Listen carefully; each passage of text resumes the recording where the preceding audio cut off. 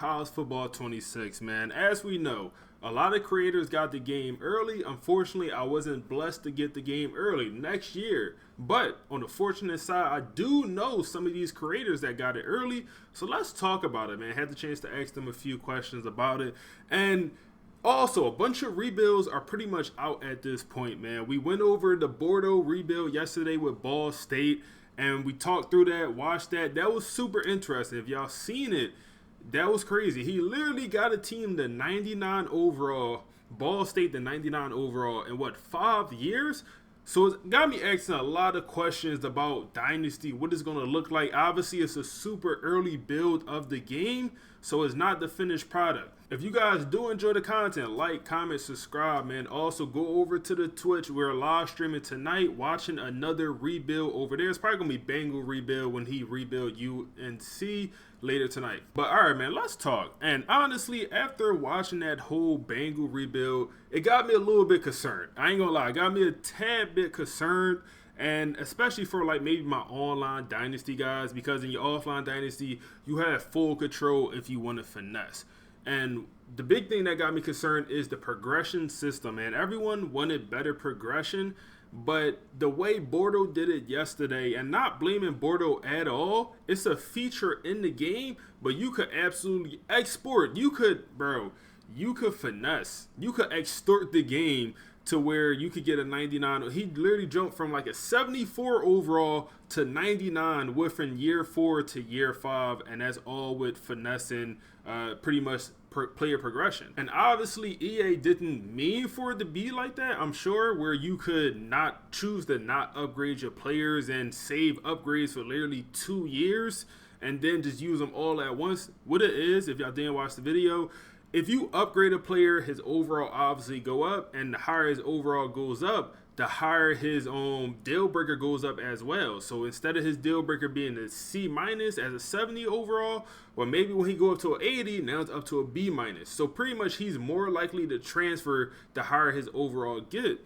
So in that situation, just don't progress him, especially if he's going to be a backup. If he's going to be a second string, just don't progress him until you actually ready to start him or you ready for him to contribute, and then you just get this crazy progression. You able to stack up all these skill points. I think maybe we need some type system where you every single year, if you don't manually progress it, it'll just auto progress it at the end of the year, man. Something like that. So you just can't keep saving, because I see the finesse right now. Bordeaux found the finesse. All we gotta do is refine it if they're gonna leave it in the game. I wouldn't do it for my own personal dynasty, but the online dynasty is free game. Everyone's going to be doing that because obviously it's super competitive. All the simulation, all the playing the game the right way stuff go out the window in your online dynasties, man. So that just had me a little bit concerned, like, hey, dynasty could be easy. He literally won a championship, I believe went undefeated, or he might have lost one game that year with Ball State. Reminder, this is year 5. And when you're able to use or progress these players, he obviously turned the settings all the way down. I know we're going to get that comment. He's turned the settings all the way down where you don't get any penalty for the auto progress, or excuse me, for the manual progress. And then he also turned his coach slider to the fastest. So he was getting crazy amount of coach points. He also had motivator. So that led to his players getting more progression, obviously. But it looked crazy. Then also he went 14-0. 14-0. In what, year 4 with Sam Houston, and he was about to win the national championship with Sam Houston in year 4 and stuff like that. I'm not sure if it was that easy in college football 25, man. Honestly, I don't know if it was that easy. You know, I had 5 or 1-star schools I end up doing pretty well with within the first 5 years, but to completely go 14-0 or have a 99 overall team in the first 5 years, I ain't never do that. I ain't never do that in year 5, and or excuse me, in college football 25. And this man did that within the first couple hours of playing the game. But obviously, when you play your offline dynasty, you're probably gonna play it the right way. You're probably not gonna look to finesse, use the glitches, use the whatever, this, that, and the third. But got me concerned also the amount of high-level recruits he was bringing in. And also, not just him. I watched a couple other rebuilds. Not the expert C4 drop one. Watched a couple other rebuilds. As 1-star schools, you could get 4 stars. The 5 stars, you could also get a 5-star. He got a 5-star as a 1-star program. It is possible. it is more than possible. Same situation where you have 4 stars being super under recruited. And it happens, it happens, and maybe not in real life, but it's not the worst thing in the world, man. Like it's a good finesse for us. We're able to wait until week 9 and it's a 4-star with no scholarships. He just happened to be a gem with elite development. Like, you will have that happen.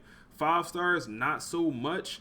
Also, let's talk positive, man. I don't want to be all negative in this video. The one positive that I like is speed is a lot more valuable in this game, because it's not going to be as many fast players as we had last year, man. I feel like it was way too many. You had guys with 99 speed coming in at wide receiver, corner, left, right. Easy to find a 99 speed wide receiver or corner, 4-star, 5-star. And then also you even got 99 speed safeties. You can find a zone safety, hybrid safety come in with 99 speed. I even seen middle linebackers come in with 93 speed, 94 speed, and end up with 99. This year different. This year is different, man. These 3-star receivers, some of these archetypes, them route running archetypes for receiver, cooked, chopped. 81 speed, 83 speed, man. It's tough. 4 stars, the highest I seen was around 94. It's tough. Speed is going to be a lot more valuable in this game. I think it should be, man. Linebackers coming in with 94 speed, not going to be as common. Maybe 87 if you're getting lucky. And I think that's a good thing. Just make it a little bit more challenging to get these high-speed players. I think it's also very obvious, at least for me, that they might have took away speed from some guys, but they made the players more balanced overall. And I think that's one thing we didn't see last year. Like, for example, O-linemen. They will come in as great pass blockers as a pass blocking O-lineman. The run blockability sucks. And it'll take all 4 years for it to even be solid, if it became solid. Well, now it comes in a little bit more average, a little bit more, well-rounded. And that's a good thing. You don't just have these super specialists, these power backs that can only do power stuff. Now they might develop to be a little bit more well-rounded. So that is a good thing. Same thing with the wide receivers. I just noticed the wide receivers, the speedster wide receiver coming in with good catching and good route running, and his speed was like a 90, but for a 3-star receiver, that's good. Like, at least at this point, if this is going to be how the game actually comes out and how it looks, 90 speed for a 3-star receiver might actually be good. And in real life, that is good. Like, a 90 speed for a receiver, 3-star at least, is good. Like, you're a pretty fast receiver. Like, I think we just think 90 speed is slow. It is not slow in real life college football compared to, how many receivers you got out there. We probably just don't really understand what a 90 speed receiver is. That might be a 4.4. 4.4 is extremely fast. And, he got 90 speed, he's slow. That's not the reality of it. So I do like to see that, you actually have a gap between the top of the top athletes in college football and then the average, or the regular athletes or whatever you want to call it. So this year, I think it definitely will be that gap. Also, overalls, it's a big difference. You have teams coming in 97 overall, 96 overall first year, and you have teams in the low 60s. I believe Akron is the lowest overall team as a 61. Brutal. Tough. Last year, lowest overall team, I believe it was Ball State as a 71. So it's a big difference, man. I think that also will contribute to less sim losses when it comes to teams you shouldn't really lose to, because the overall difference will be a lot wider. Overall for your whole entire team is also different. Last year, I don't know how they factor it. I really don't. It was super janky though. This year is really just the combined overall of all your players and averaged out, which is weird. It probably should be just the starters or, just the guys that's playing, because the freshman, 2-star running back that's not going to play for 3 years, I don't know if he should really contribute to the team overall when he's not even going to see the field. He's not even seeing the field on scout team. I will say in all the rebuilds, it seemed challenging to get your school prestige up. Now, I seen like people were able to get their grades up slightly, but to get that school prestige up seemed difficult, man. You could build a team way faster than you could build school prestige. And maybe that makes sense. Maybe that's how it's intended to be. But last year, it was easier, especially with Pro Potential. Pro Potential was a a easier grade to get up. All you had to do was bring in one good recruiting class and let that class cycle through, and then they get drafted. Pro potential shot up, and it's not going to go down. And that was kind of an easy way to get your program prestige up. And in the grand scheme of things, your prestige is just a combination of all your grades together.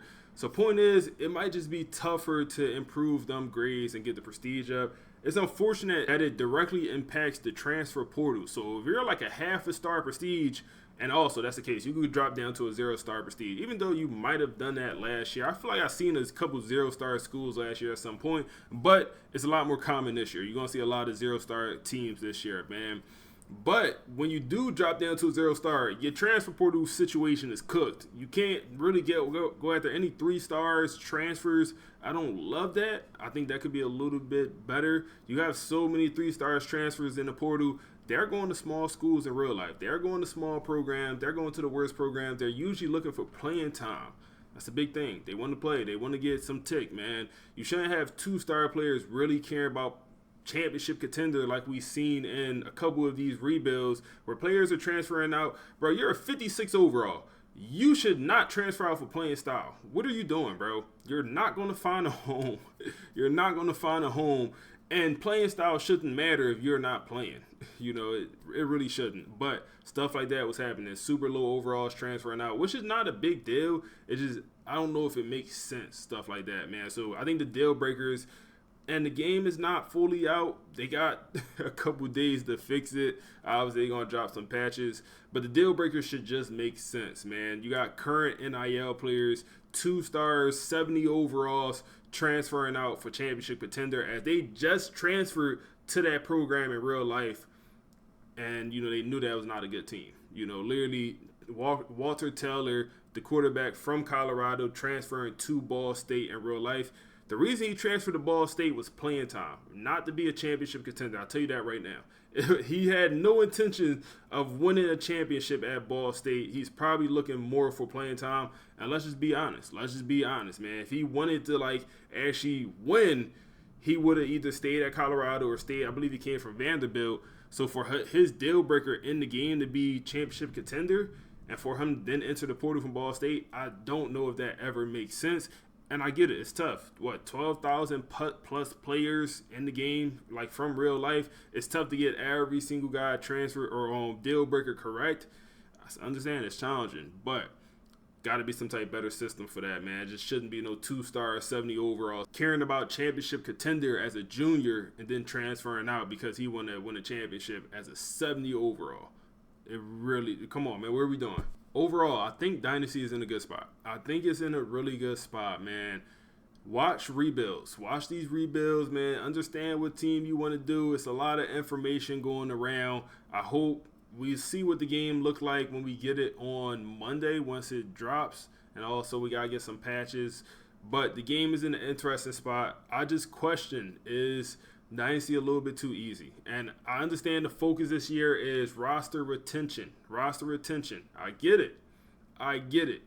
But if you're able to store finesse like that with just the player progression, roster retention could mean less, man. If we able to finesse, it could mean less. We could finesse players not even entering the portal with that manual upgrade system, man. So we'll see. We'll see when we get the game. Hopefully they make a few tweaks to that. For my online Dynasty, if you want to join, link down there in the description for the Discord.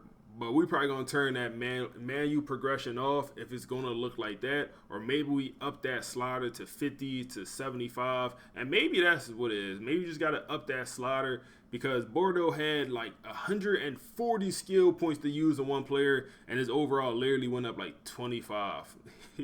Overall went up 25. And it could have been more. I think he held back because he didn't want that player to get drafted. So you can also control that stuff also, man. Okay, well, I don't want this guy to leave too early, so I'm not going to progress him into stuff that's going to move his overall. We know it move overalls, either playing into that archetype or also, awareness, IQ also move their overall. But if you have, let's say, a run blocking tight end or a blocking tight end, well, if you upgrade his catching ability, that's going to affect his overall less than the blocking stuff would, if all that makes sense. So it's ways just to finesse it. The manual progression is funny because in Madden, this is not really an issue, and it's probably because in Madden, you don't get that off-season training boost like you do in EA college football. College football, you get this big off-season training boost. Players get, 50 to like 80 coins each player, and you get to spend them all at once. Correct me if I'm wrong, Madden don't have no version of that. They just upgrade throughout the season. That's kind of difference, and maybe that's why we don't have that issue in Madden. But let me know any thoughts down below. Make sure to tap into the live stream tonight over on Twitch, only on Twitch also, man. Other than that, appreciate y'all boys. Like, comment, subscribe. We on to the next one.